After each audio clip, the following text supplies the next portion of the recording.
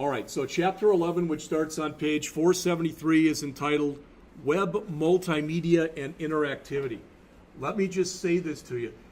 When you work with audio and video, which is the biggest part of this chapter, when you work with audio and video, there's not universal agreement over the formats you use among all browsers. And it's not just an IE thing, although they're the biggest culprit that they don't like to use what everybody else is using. All right. So we will talk in here, plugins, helper applications, media containers, and codecs. All right.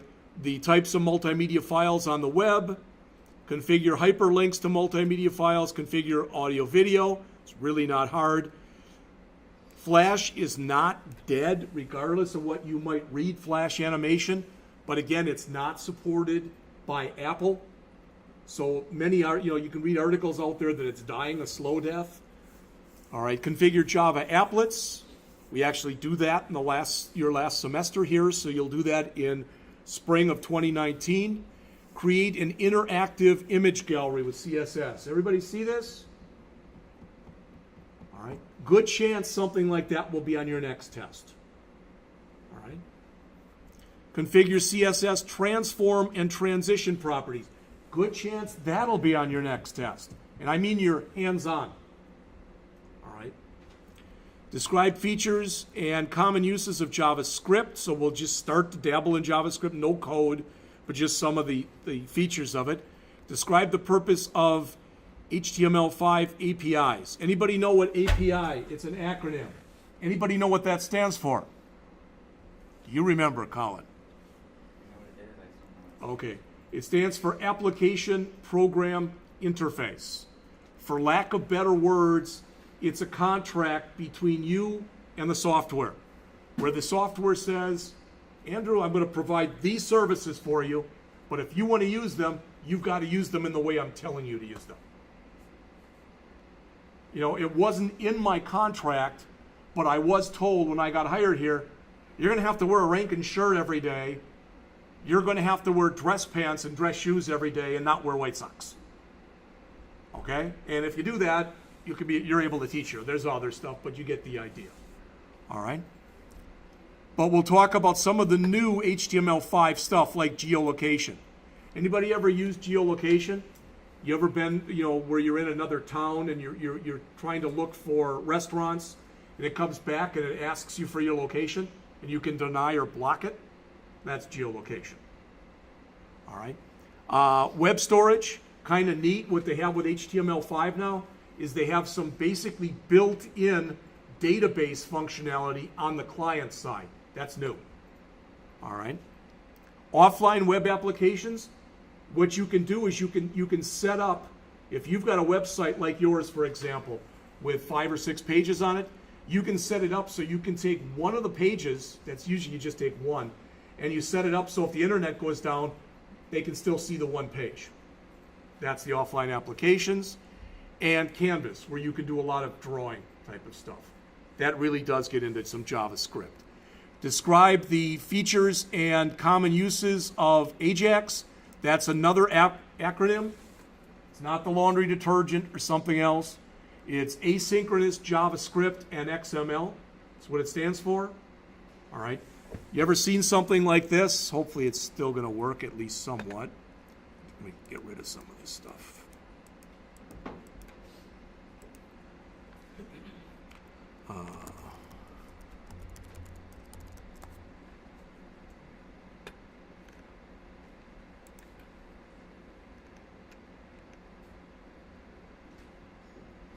Well, they're changing this around, I guess.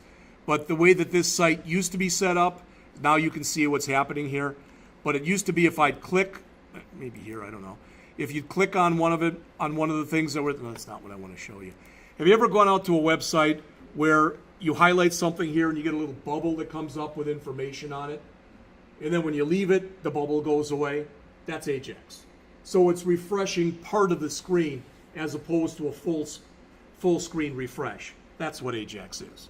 Not the greatest of explanations I just gave you, but ideally at least, you get the idea.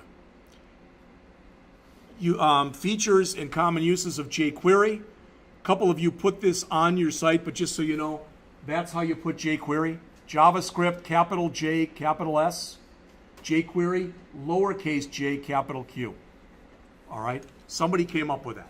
All right? And then finally, locate Flash, Java Applet, JavaScript, Ajax, and jQuery resources on the web. In this chapter, the author mentions we're working with multimedia. All right? We have done very little with this, but as they said, back in Chapter 6, we started talking about interactivity. We started talking about the ability to have the user feel that the person looking at the site feel they're part of the site and they've got some control over it. All right? And there's a lot of technologies to use this.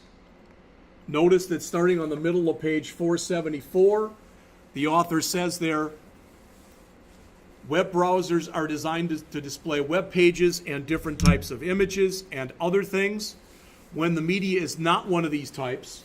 So if I put something on a website that was not an image, so for instance, an MP4 file, which is what you're going to be creating, then the system searches for what's called a plugin or a helper application. All right? Not that you probably care, but just to show you this, when I get done creating the videos that I make for this class, all right, and I produce them, so I'm just going to show you, do I have it? No. When I go and produce them, what ends up happening, so this is the first one that I did today, is I get all this stuff, but the one that's the key one here is this MP4 file. So if I double click on the MP4 file, brings it up in a player online. All right, I've got a question for you. Does everyone here Okay. have So it's got a helper application that allows that to be seen. That's what I'm telling you. Yes?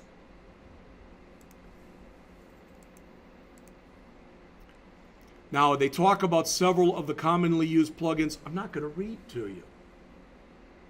All right. Adobe is the best known one, and notice that many of the things that are in here are Adobe.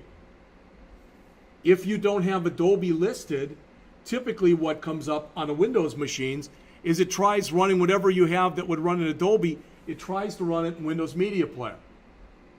All right. I don't have, I mean, the only Adobe I've got in here is the PDF. And if you're working with an Apple machine, rather than using Media Player, it uses QuickTime. Now, on the bottom of the page here, on the bottom of page 474, and we will go over the test review for this tomorrow, but I believe this is on the test, they talk about a codec. All right? So it says there, when working with native HTML5 audio and video, you need to be aware of the container and the codec. The codec, it says there, is the algorithm used to compress the media. This is the key part, and I mentioned this to you before. There is no single codec that's supported by every major browser. They will show you on the next page, these are some of the audio codecs and some of the video codecs. All right? Ideally, in an ideal world, eventually everybody's going to support OGG. And the reason that I mentioned this one, OGG, okay, because OGG is here and OGG-V is down here, but OGG is open source, which means it's free for anyone and everyone to use. Microsoft has not real good with OGG support right now, so you know. All right. I already mentioned to you MP4, which is the stuff, 4 and 3 is what I use. My video type is MP4. It says it's the one played by QuickTime, iTunes, and mobile devices. Okay. But if you want more, there's stuff on here, some common types. Again, tomorrow, I guarantee you that when you come in here tomorrow, all right, by the time you get in here, I will have emailed you the blank thing that we'll do as a class where we will have the test review for Chapter 11. So you'll see exactly what will be on that test. All right. So the easiest way to go and add audio or video is like this. you put a hyperlink to it. That's the easiest way of doing it. You might say click, you should never say click here, but click here to hear my latest podcast. All right? And if you do that and you click, boom, it's going to bring it up. Now, what if you try to bring it up and your system doesn't support MP3?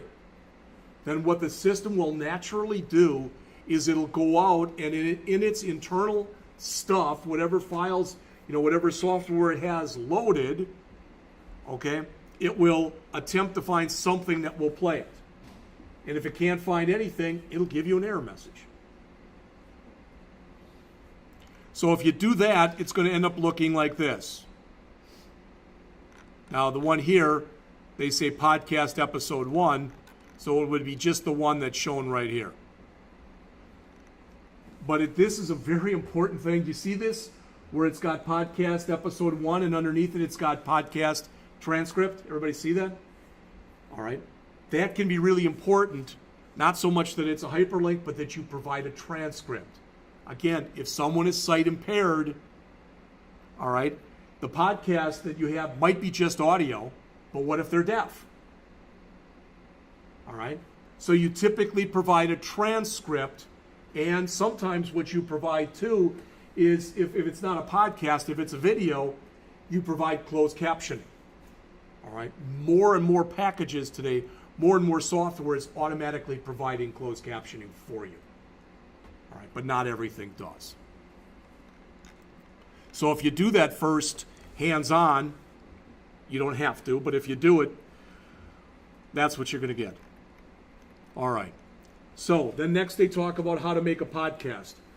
Most of the time, the podcasts that I listen to, they're all audio. All right. I actually created last year for the people, and we went through this. If I can see if I can find it. I did it as a joke, so you might laugh, but I did this as a joke. I made a Donald Trump website because I thought that was his chance of getting elected. All right. But I can see if I can find that. And I put a couple links in there to podcasts that people did on here. Okay. So they go through the steps here on how you can make a podcast. You record it, you upload it, you make it available to everyone. Now, different places are different. If I was interested in getting myself fired, I could start my own website. I could put a podcast out there, and in my podcast, I could use all sorts of expletives, and that'd probably get me into trouble. Okay. My niece, she's a great kid. She must be around 30. She looks like she's about 15 if you see her. She's got a very young looking face. But the point is, she's a teacher in the Milwaukee public school system. I bet she's a great teacher because she's just such a good kid. But boy, if you look at her Facebook page, she drops F-bombs all the time. And I talked to my brother and I said, Mark, this is none of my business. Her name is Clarissa, and they call her Claire. And I said, this is none of my business, but I would sure recommend that you talk to Claire, because if any people that she works for ever see that, she could get herself into trouble. And came back and in his own way basically said, you know what, you're right. It's none of your business. Okay, so we just left it right there. Okay? All right. Working with multimedia on the web, bottom of page 477 and going on to 478. The author says there's a number of ways you can obtain audio files. Just like when you grab graphics, don't go out to someone's site. See if you can grab their graphic, their audio files or their video files or both. Copy them to your machine and use them. Don't do that. If you want to do that, you should always email them first and get written permission in an email to do that.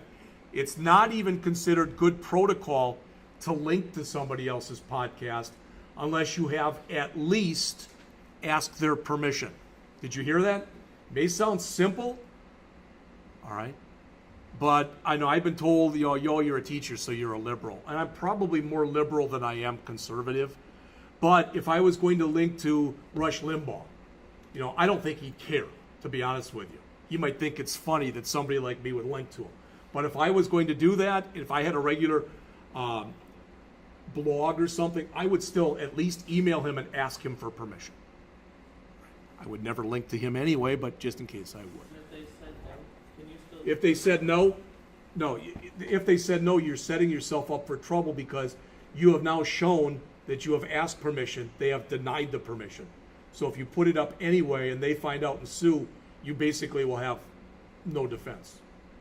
All right. All right.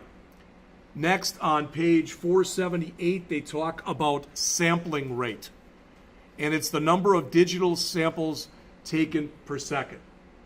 Anybody ever do this? Do you ever have, maybe you did this as a little kid. This is what I did to amuse myself when I was a little kid. And you had like a pocket book and you would draw pictures on every page of it. So when it looked like a rocket was going up. All right. And if you did it really slow, it looked pretty stupid. And if you did it as fast as you could, it kind of looked like a rocket if you did it right. Well, if you did it really slow and it looked stupid, that would be a low sampling rate. If you did it faster where it looked more professional, it would be a faster sampling rate. So when you're sampling, the more things that you do per second, the purer the quality is going to be and the better it's going to look. Does that make sense? All right. And they talk about it in much more depth and breadth of coverage on 478 than I just did. So it's a way to make your audio files more professional. You can do the same thing with your video files. Again, it says there's a number of ways that you can maintain them. There are a boatload of free sites out there. I mean thousands, with movie clips, if you want to put something like that in there, with songs, with all sorts of stuff. Now again, and I wouldn't do this, but if I wanted to do this where I had my own website and I wanted to put a link to me karaoke, I could do that because it's me. You know, as long as I did the recording of it, or if somebody else recorded it and I have their permission. All right, that kind of an idea. Multimedia and accessibility issues. I'm going to go till 10:15 and we're taking a break. It says there, provide alternative content for people, for podcasts, provide a transcript. All right, for video, provide closed captioning when possible. All right. Browser compatibility issues. I've already talked about some of those. The fact that, for example, if you're tethered where all you use is Flash, try it on a Mac. There may be plugins that you can use that'll make it work on a Mac, but I know that Mac has dropped their official support for Flash. All right. So Flash files are saved with a Swift format, and that's all I'm going to say about them because I already mentioned it to you.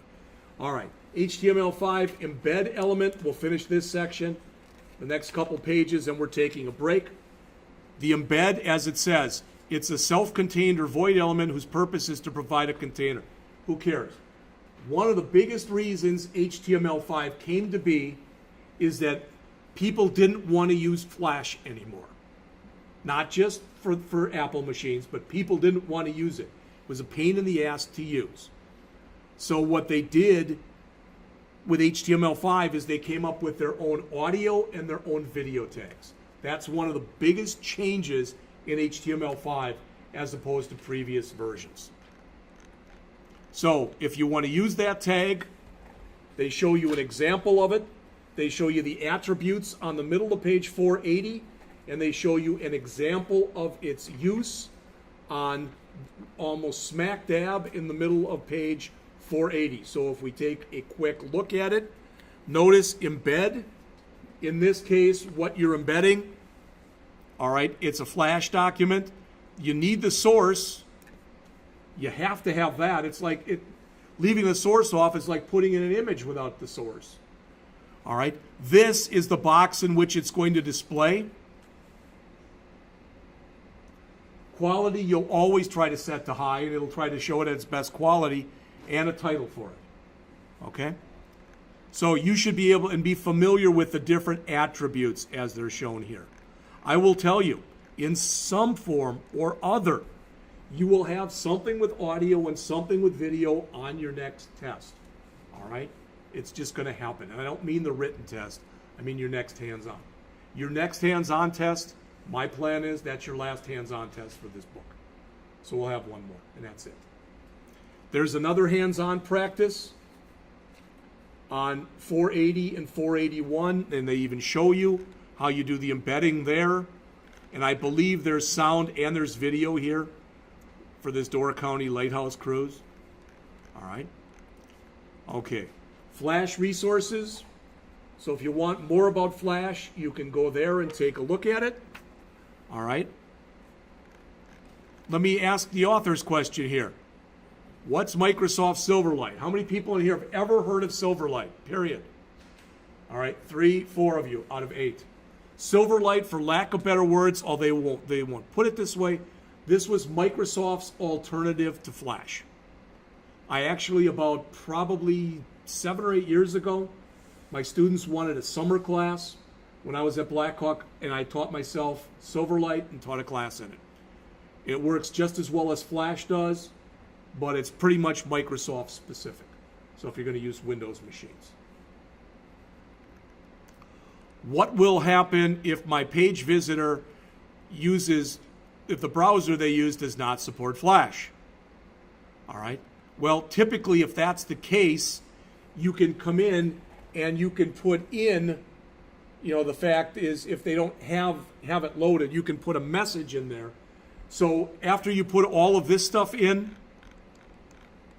all of this kind of stuff, you put a paragraph under it, and if that paragraph gets hit, it would put on the screen, your machine does not support Flash. Go to this URL to load it, or if you're using an Apple machine, we can't service you, or whatever it happens to be.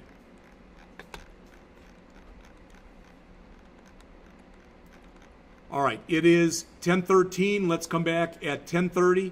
We're going to pick it up on page 482, and between then and 11 o'clock, we're going to finish up the chapter. All right? So I'm only at 22 minutes. I'm just going to pause this.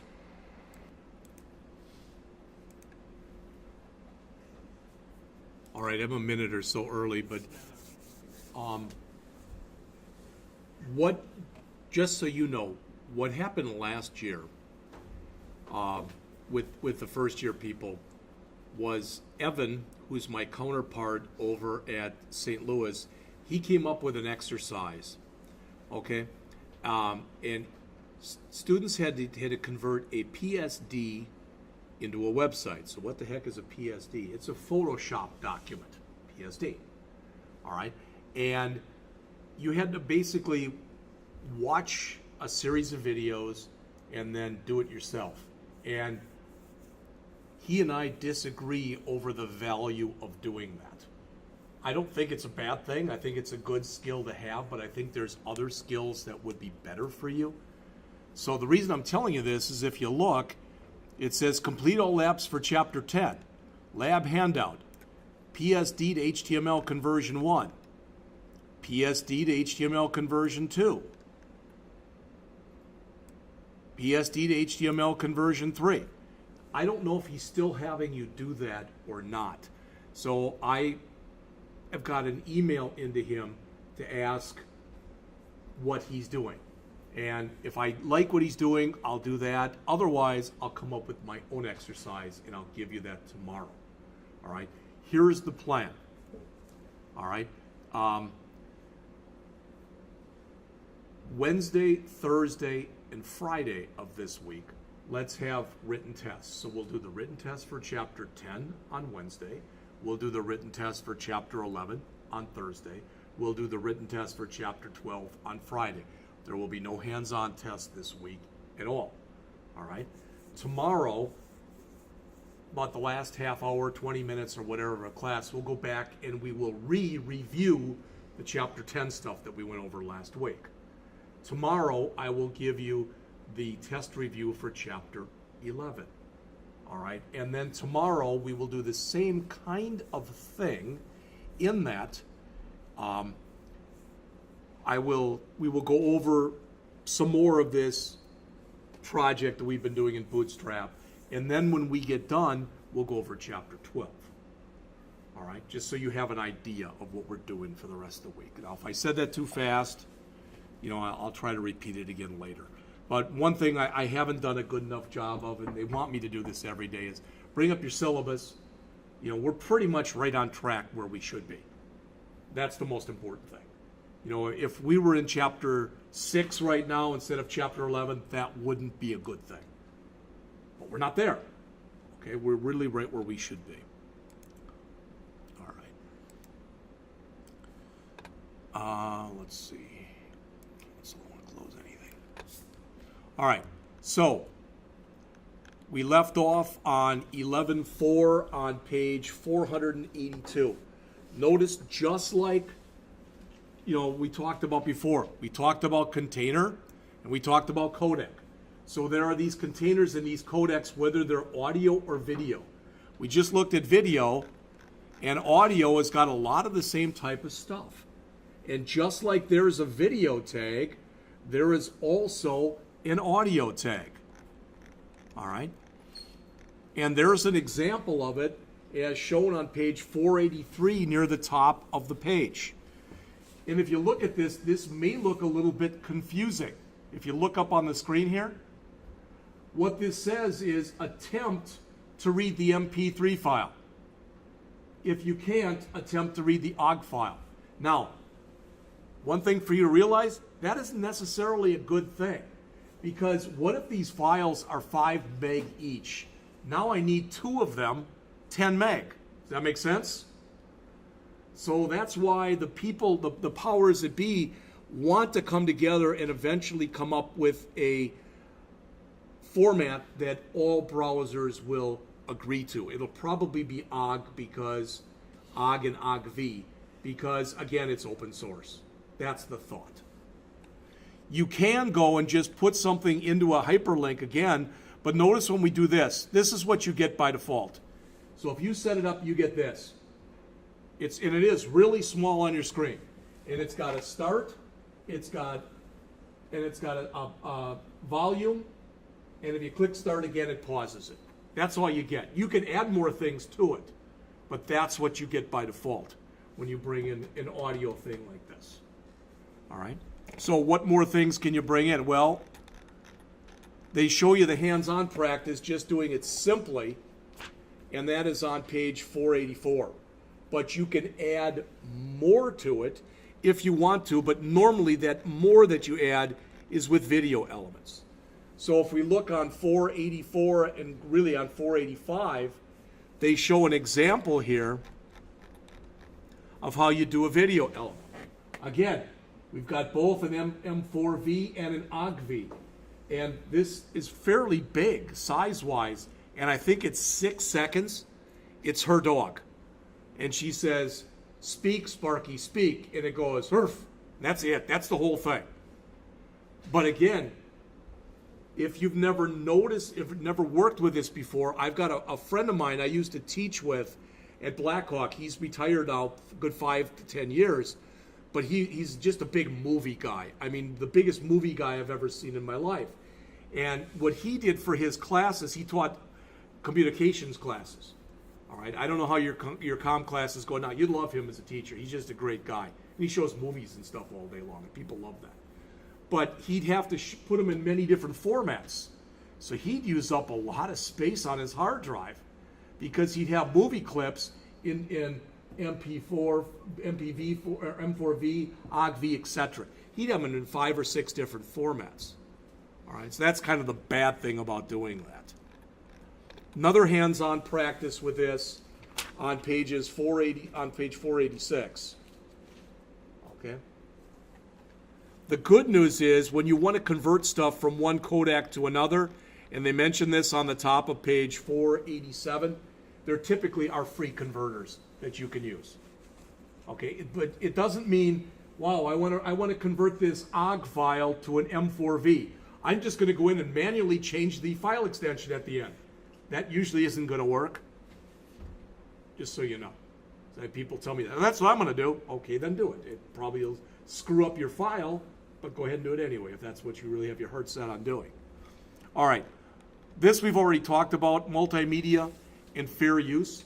One thing that I am able to do, you may or may not be aware of this, you may or may not care about this. But let's say that I found this book on, it was called HTML5-3 CSS3 dash JavaScript dash jQuery, all you ever need to know.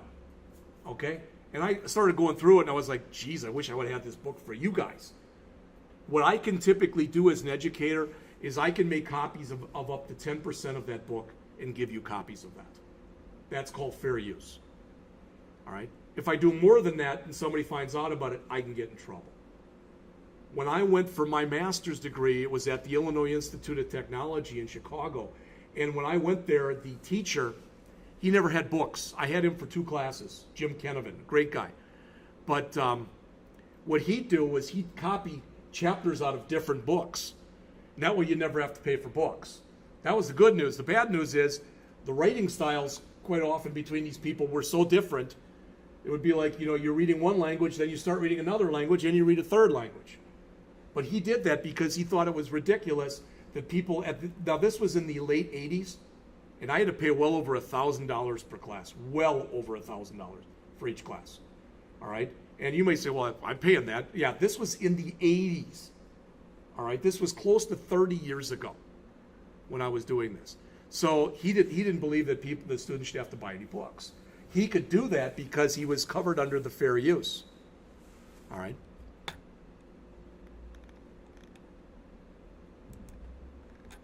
All right, now that was it for the chapter as far as audio and video. The rest of the chapter has got a lot of miscellaneous type of stuff in it, such as creating the CSS image gallery. I would strongly suggest that either you do this one right here, or, all right, either you do the one here or you at least read through it. I'm not sure, but there's a good chance there'll be something along these lines on your last test. All right? So what's an image gallery? Well, you click one of the images that you've got as a thumbnail, and if you set it up as, thumbnails is half the screen, you might have a bigger image, or it might open it up in a new window, or whatever. So in the hands-on practice that is on pages 488 and 489, they show you how you can do this. All right, again, I would at least have a look at it if I were you.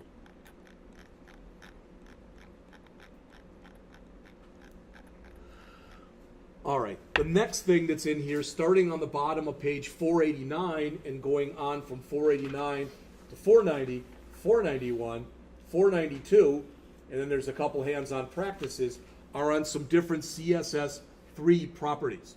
Since it says CSS3, it may or may not be supported by all browsers. You've already seen this, but I can go out here to caniuse.com. All right, and more of this stuff is being supported all the time. But I'm going to put in here CSS3 transform. 0 results found. Try just transform and see if it finds that. CSS3 2D transform. And you notice that virtually everybody supports it now. All right?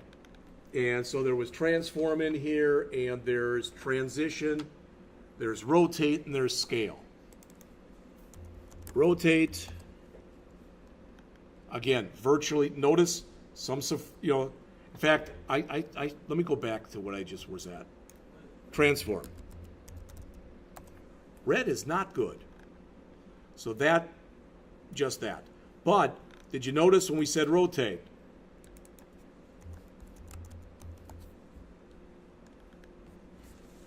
Not supported by a lot of stuff. All right? And there's scale.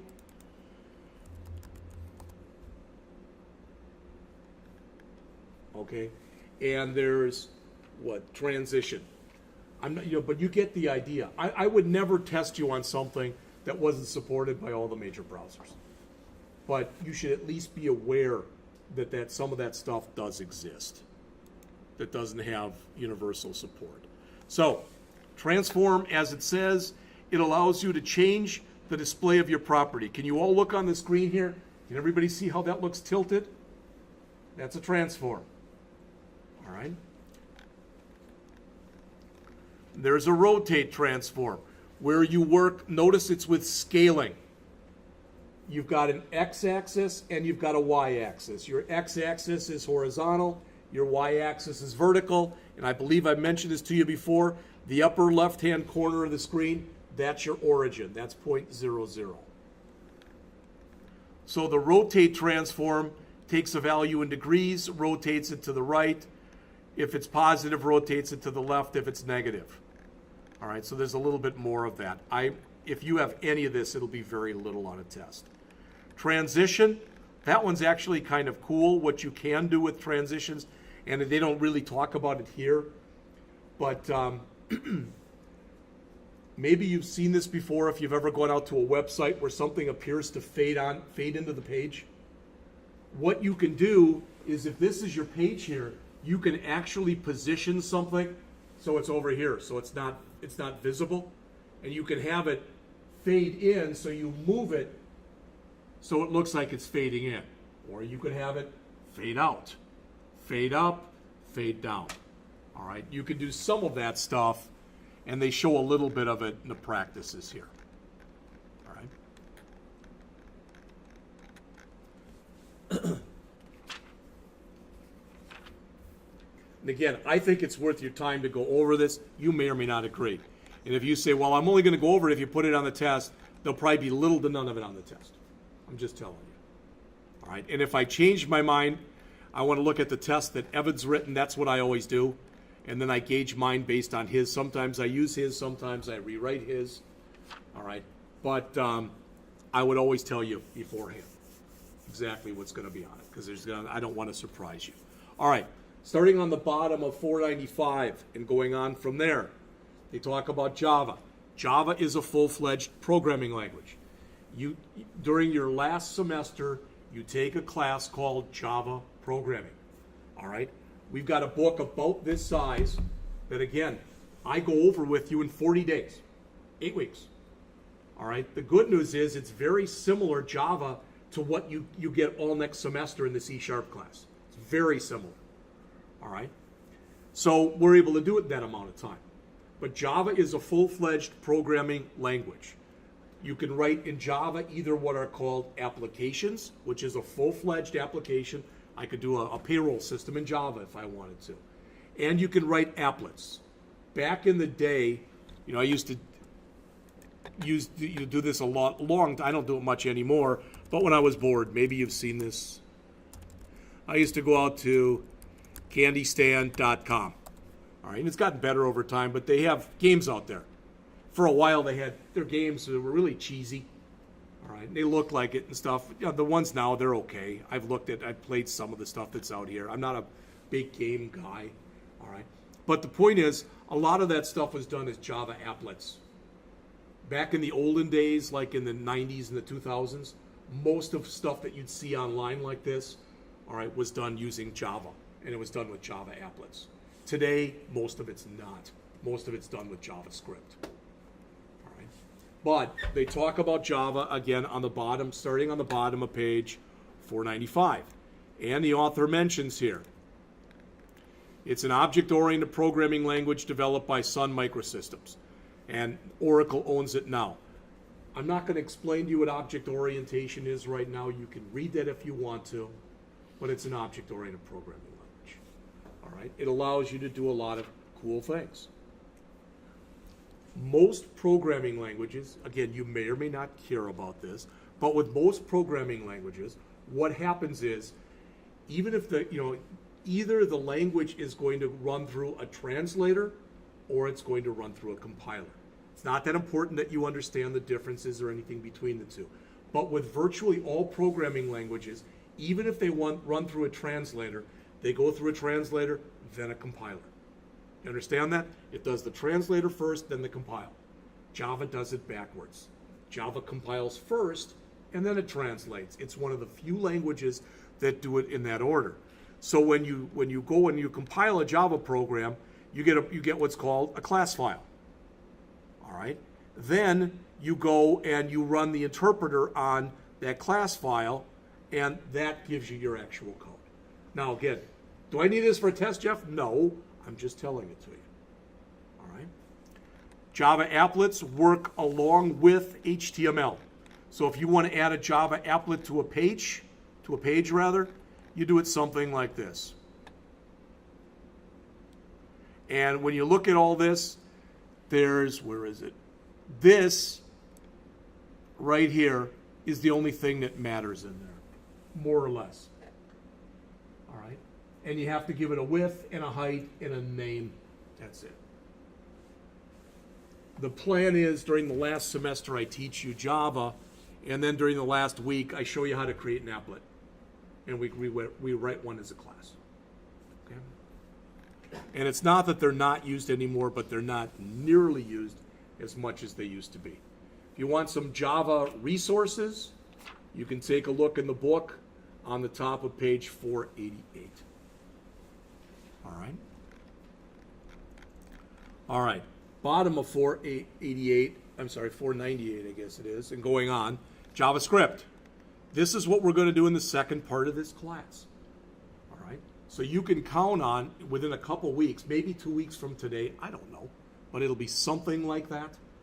When you come in here and you've got your, it might be 3 weeks from today, I don't know. All right? Because I want to give you time to work on this midterm that's going to have to be passed out to you. But we're going to do JavaScript. Now, you say, oh, it's just like Java. No, it's object-based. Java is object-oriented. The difference is when you use Java, you have to use object-oriented programming concepts. You have to. You have no choice.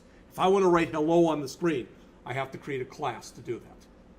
In JavaScript, since it's object-based, what that means is you have object-oriented capabilities which you may choose to use or not use.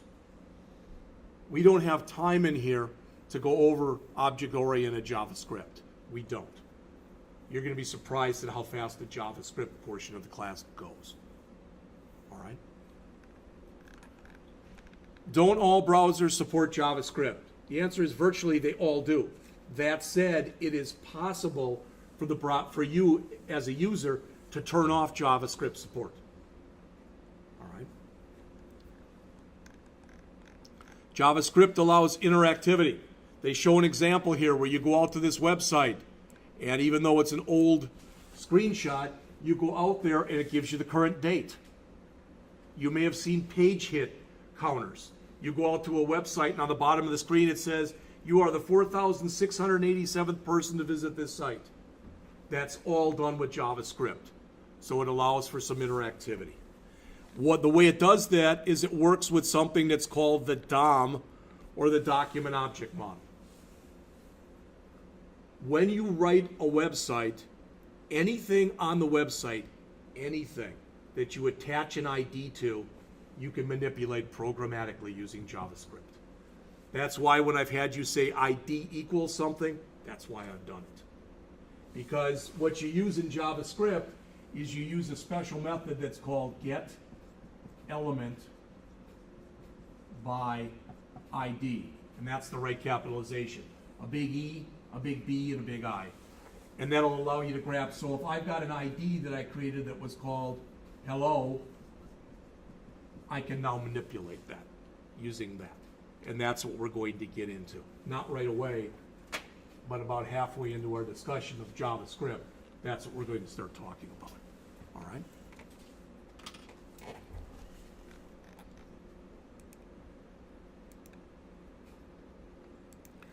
All right. You want some JavaScript resources to get started? You can see those on the top of page 500. All right. Next is Ajax. I already mentioned Ajax to you. It stands for asynchronous JavaScript and XML. That said, most of the work done in Ajax today doesn't use the X part. It doesn't use XML. It uses a special kind of JavaScript called JSON, which is JavaScript object notation. We'll get into all that stuff when we talk about it later. All right? If you want some Ajax resources, you can look on the middle of page 501. All right. Next, jQuery. All right. My guess is if I asked you, if I told you, okay, take out a piece of paper, we're going to have a quiz. okay? And we're not. But if I said, okay, I want you to define a term for me. And okay, and I said, tell me what a library is. You'd probably say, well, it's a building that houses books. You know, back in the day, because I'm a lot older than you are, we didn't have the internet, so it also had something called a card catalog. Some of them still do have them in there. But the point is, all right, it has, what is a library? It's got books. Why? To help serve you, right? Well, what is a software library? It's software that helps serve you. It helps you be able to do things. The reason I'm telling you that is jQuery is a JavaScript library. So somebody or some group of people said, you know what, there's a lot of different stuff that you do in JavaScript. We're going to try to make it easier by writing a whole bunch of routines that people can use as they want to. And then we're going to take that and we're going to create it and put it basically into an API. Okay? So if you want to do things like animation, slideshows, you're going to do this. It's almost insanely easy to do it using jQuery. jQuery typically says you'll get anywhere from a 10-to-1 to 101 code reduction. So some of the stuff in JavaScript that used to be 100 lines that you'd have to key in are now 1 line. It's more like about 10-to-1. Usually it's about a 10-to-1 savings. But you can do a boatload of stuff with writing very little code.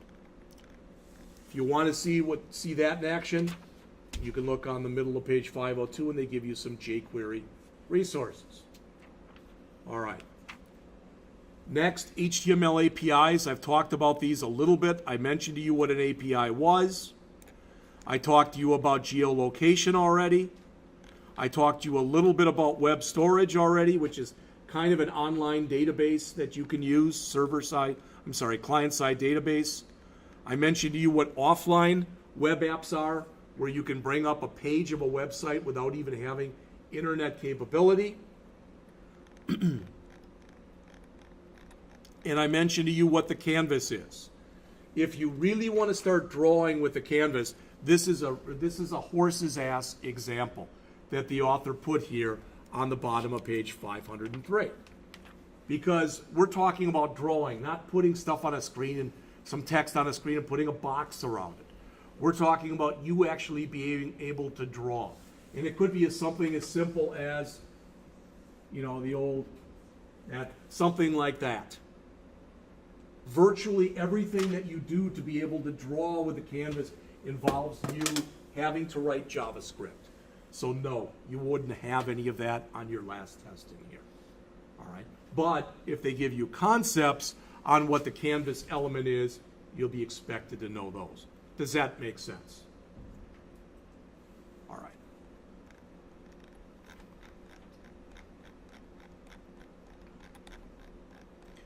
Last thing that's discussed, starting on page 505, and it's on 505 and 506, is on accessibility and multimedia interactivity. And these are just things that you should be aware of as a web developer. Provide links to free download for plugins. So if somebody tries to read something, a audio or video file on your page and they can't, provide links there so that they can. And always make sure that it's open source or free software. Oh yeah, you can read my stuff and it's really, really great, but you got to pay $100. No, no one's going to have an interest in doing that, or most people won't. Provide text description and equivalent content, captions, etc. We talked about this. Closed captioning, all right, for the deaf.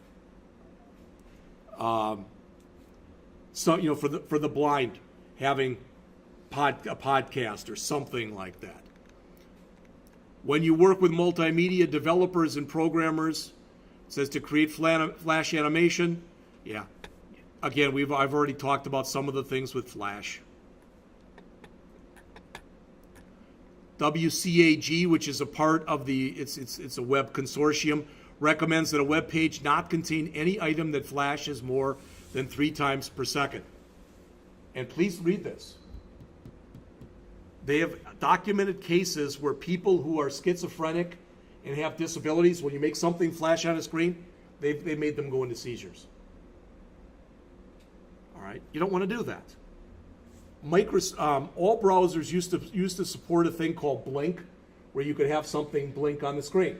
One of the reasons they got rid of it was this. They didn't want to kill people. Well, that wouldn't kill them. If you go into seizures, it could kill them. All right? It's not web pages that suck, it's web pages that kill. You wouldn't want that. All right?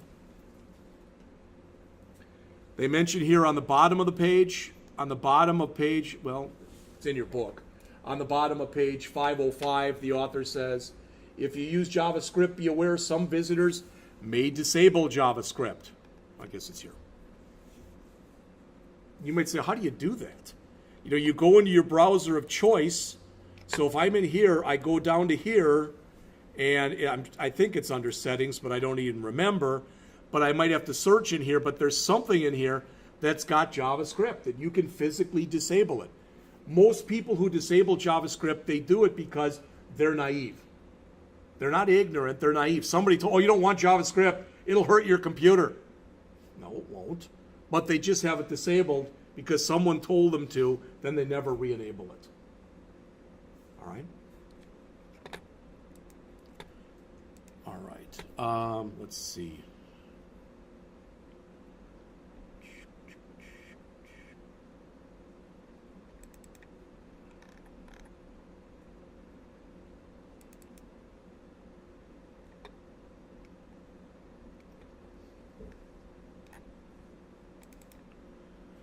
So if you remember this, I just very quickly kind of want to jog your memory. This won't be till Wednesday, but if you want to, for Wednesday morning, go through that chapter 10. Remember, it was a short chapter. Know what the SDLC is. All right? As it says, what is done when the website is tested? Look at that. Look at those different jobs for the people who work on a web project. Know what an information architect does. All right?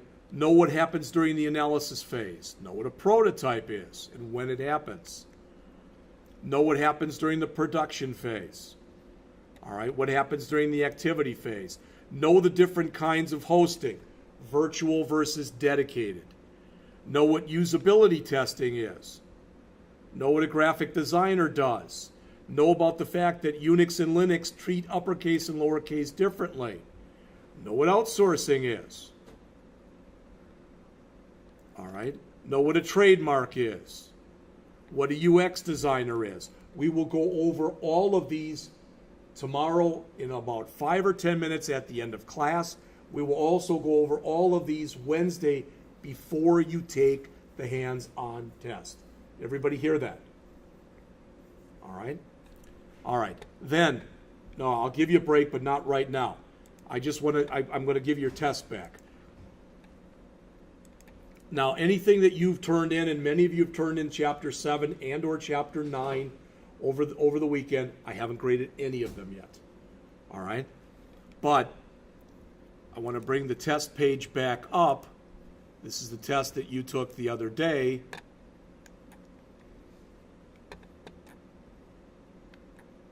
There it is. Of course, it's not there because I moved it.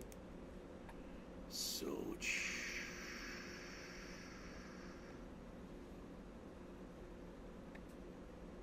should be in there, I think.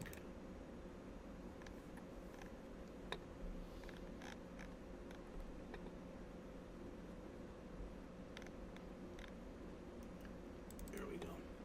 All right. I just want to give you some kind of an idea, so if you lost points, why you might have lost points. All right.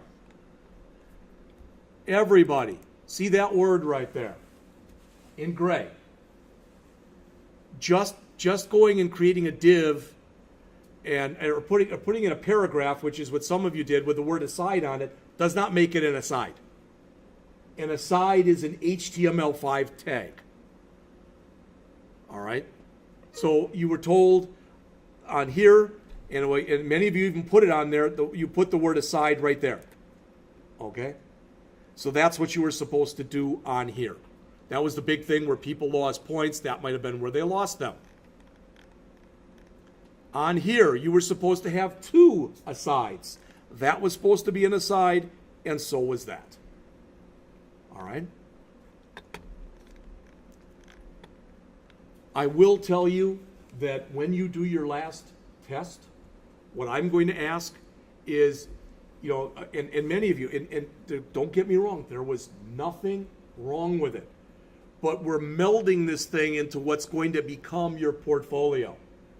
So many of you used multiple colors, get rid of them when you do your last test. I want this to look professional. All right, so if you want a light gold background with green text, that's cool. But I don't want a bunch of different colors in there. I want this to be something that you could house on the Rankin server and put it out there. All right, then I believe everybody did okay on this one, as far as I remember. Many of you did not add the roles. So if you didn't put any in, you lost some points. I believe everybody added the hyperlink to Rankin, and that was okay.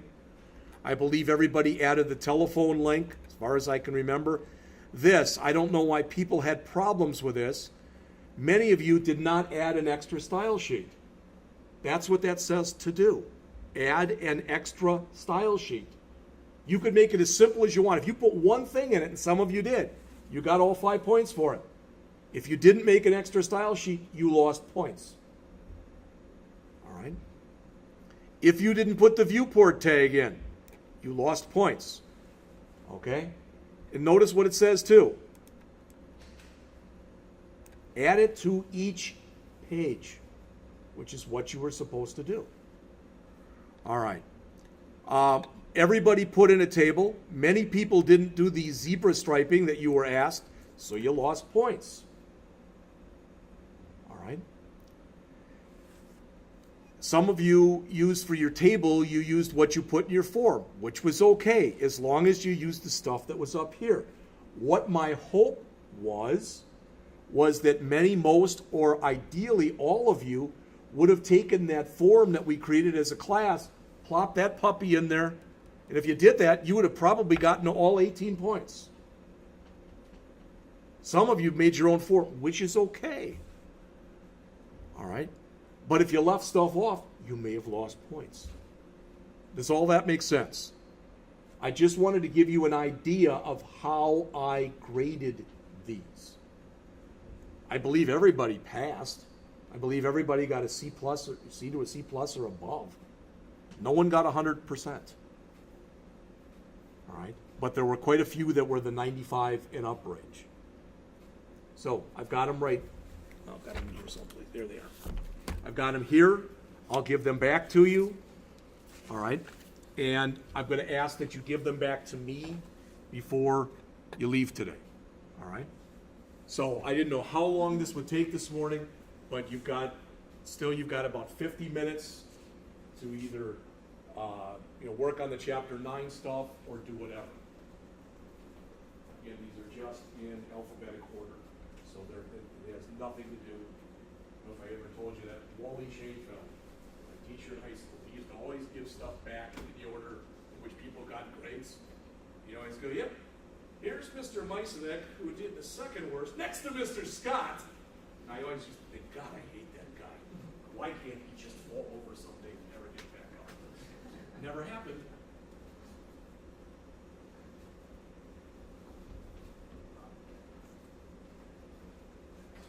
As always, feel free, if you do want to argue points, you should do that. You know, you got to look out for you.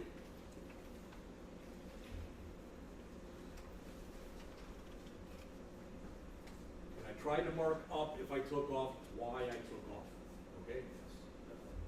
I just want to know why you took it on. This one was worked in. I didn't take anything. Oh. All right. That one.